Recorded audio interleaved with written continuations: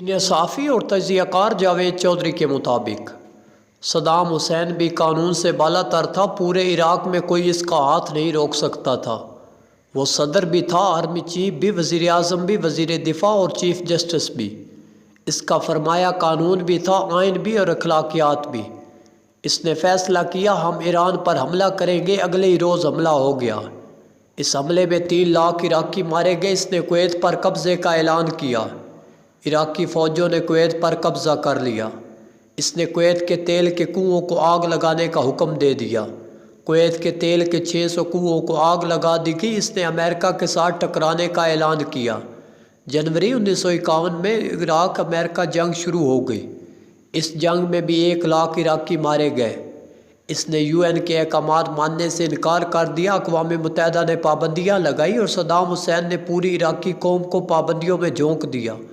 یہ پابندیاں 12 سال رہی اور پورے عراق میں کسی کو صدام حسین پر تنقید کی ہمت نہ ہوئی۔ صدام حسین نے ایک بار پھر امریکہ سے لڑنے کا اعلان کر دیا۔ امریکہ نے عراق پر بمباری کی۔ اس بمباری میں بھی 1,30,000 لوگ مارے گئے، لیکن کسی کو صدام حسین سے اس بار بھی پوچھنے کی جرأت نہ ہوئی۔ صدام حسین کے دونوں صاحبزادے بھی قانون سے بالا تر تھے۔ یہ جس کو چاہتے تھے سرِ عام قتل کر دیتے، جس کو چاہتے ابو غریب جیل میں پھینک دیتے تھے، جس کو چاہتے تھے جلا وطن کر دیتے اور جس کو چاہتے تھے عراق کی شہریت دے دیتے تھے۔ صدام حسین کی صاحبزادیاں بھی قانون سے بالا تر تھیں۔ یہ ناک کی سرجری پر کروڑوں ڈالر خرچ کر دیتی۔ یہ جہادی جہاز کی مالک تھی۔ یہ بھی کھڑے کھڑے پولیس چیف تبدیل کرا دیتی تھی۔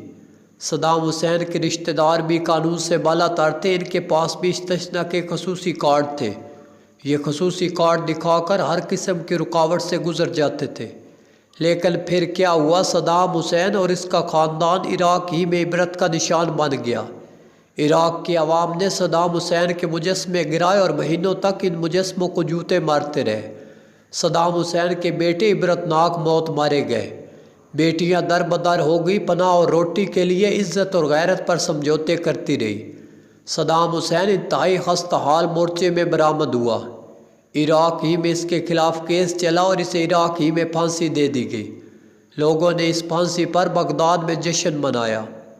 تیونس کے صدر زین العابدین علی بھی قانون سے بالا تر تھے۔ انہوں نے تیونس پر 23 سال حکومت کی۔ یہ بھی صدر تھا، وزیر اعظم، آرمی چیف اور پارٹی کا چیئرمین اور سپریم کورٹ۔ اس کے دماغ میں بھی جو آ جاتا تھا یہ اسے قانون کا درجہ دے دیتا۔ اس کے محل میں سونے کا سب سے بڑا ذخیرہ تھا۔ اس کی بیگم، سالے، بچے قانون سے بالا تھے۔ یہ ملک میں جو چاہتے کرتے اور ملک کا کوئی ادارہ ان کا راستہ نہیں روک سکتا۔ صدر 5 ذاتی جہازوں کا مالک تھا۔ یہ دنیا میں درجنوں محلات کا اونر بھی تھا۔ یہ چھوٹی سی چٹ پر دستخط کر دیتا اور یہ قانون بن جاتی۔ پارلیمنٹ زین العابدین کی تھی، سپریم کورٹ اس کی تھی، آئین اس کا تھا۔ تیونس کی روایات، اخلاقیات بھی زین العابدین کی تھی۔ لیکن پھر کیا ہوا؟ 17 دسمبر 2010 کو ایک نوجوان نے پارلیمنٹ کے سامنے خودکشی کر لی۔ فیس بک پر اس کی تصویریں آئی اور تیونس میں انقلاب آ گیا۔ اس کے بعد صدر زین العابدین اور اس کے خاندان کو پورے تیونس میں چھپنے کی جگہ نہ ملی۔ خاندان کے وہ بے شمار لوگ ہجوم کے ہاتھوں مارے گئے جنہیں 2011 تک ہر قسم کا استثناء حاصل تھا۔ صدر زین العابدین سعودی عرب میں پناہ لینے پر مجبور ہو گیا۔ یہ وہاں سے بھی گھر سے باہر نہیں نکلتا تھا۔ اسے خطرہ ہے کہ لوگ اسے مار دیں گے۔ مصر کے صدر حسنی مبارک بھی قانون سے بالا تر تھے۔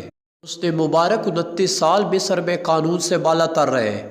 یہ اور ان کے صاحبزادے جو چاہتے یہ کرتے۔ کوئی قانون، کوئی دستور ان کا راستہ نہیں روک سکتا تھا۔ یہ اپنی مرضی کے ریفرینڈم تک کرا دیتے اور اس کے نتائج بھی 100% نکلتے تھے۔ یہ بھی ان ججوں کو گھر بھجوا دیتے تھے جو صدارتی خاندان کے اختیارات کی وضاحت مانگ لیتے تھے۔ یہ بھی فرماتے تھے ہمارا فیصلہ اسپیکر کرے گا اور ہم صرف اس پر عمل کریں گے جو آئین کہتا ہے، اور اس کے ساتھ ہی آئین میں بھی ترامیم کر دیتے تھے۔ لیکن پھر کیا ہوا؟ وہی حسنی مبارک عدالت میں اسٹریچر پر لایا جاتا۔ عدالت میں جیل نما پنجرہ رکھا جاتا تھا۔ حسنی مبارک اور ان کے صاحبزادوں کو قیدیوں کے لباس میں اس پنجرے میں بٹھایا جاتا۔ حسنی مبارک کے منتخب کردہ جج ان کا مقدمہ سنتے، جبکہ ان کے اربوں ڈالر کی جائیداد بھی ضبط ہو گئی۔ قانون نے حسن مبارک کے ساتھ جو کیا وہ سب کے سامنے ہے۔ لیبیا کے کرنل معمر قذافی بھی قانون سے بالا تر تھے۔ ماضی قریب کی تاریخ میں کرنل قذافی سے بڑا قانون سے بالا تر حکمران کوئی نہیں گزرا۔ یہ چاہتے تھے تو لندن کی پولیس پر لندن میں فائرنگ کرا دیتے، یہ مسافر بردار تیالوں کو میزائل سے اڑا دیتے، یہ امریکہ اور UN کو جوتے کی نوک پر لکھ دیتے، یہ اپنے خیالات کو کتابی شکل میں شائع کر کے پورے لیبیا میں نافذ کر دیتے۔ لیبیا کے باشندے کرنل قذافی کی گرین بک کو تقدس کا درجہ دینے پر مجبور ہو جاتے۔ یہ لیبیا اور لیبیا کے بیر خیموں میں رہتے تھے اور یہ دنیا کے کسی بھی کونے میں جاتے تھے تو ان کا خیمہ اور ان کی اونٹنیاں ان کے ساتھ جاتی تھی۔ ان کے صاحبزادے بھی قانون سے بالا تر تھے۔ یہ لیبیا میں جو کرنا چاہتے تھے کرتے تھے اور کوئی ان کی طرف انگلی تک اٹھانے کی جرت نہیں کرتا تھا۔ ان کے صاحبزادے سیف الاسلام نے اپنی سالگرہ منانے کے لیے مونٹی نیگرو کا پورا شہر بک کرایا تھا۔ لیبیا کے کسی شخص کسی اداروں کو اس فضول خرچی کا جواز پوچھنے کی جرت نہیں ہوئی۔ لیکن پھر کیا ہوا، لوگوں نے اس کرنل قذافی کو سڑک پر قتل کیا۔ اسے دیر تک گلیوں میں گھسیٹتے رہے۔ ان کے صاحبزادے سیف الاسلام جس حالت میں برآمد ہوئے وہ آپ YouTube پر دیکھ لیں۔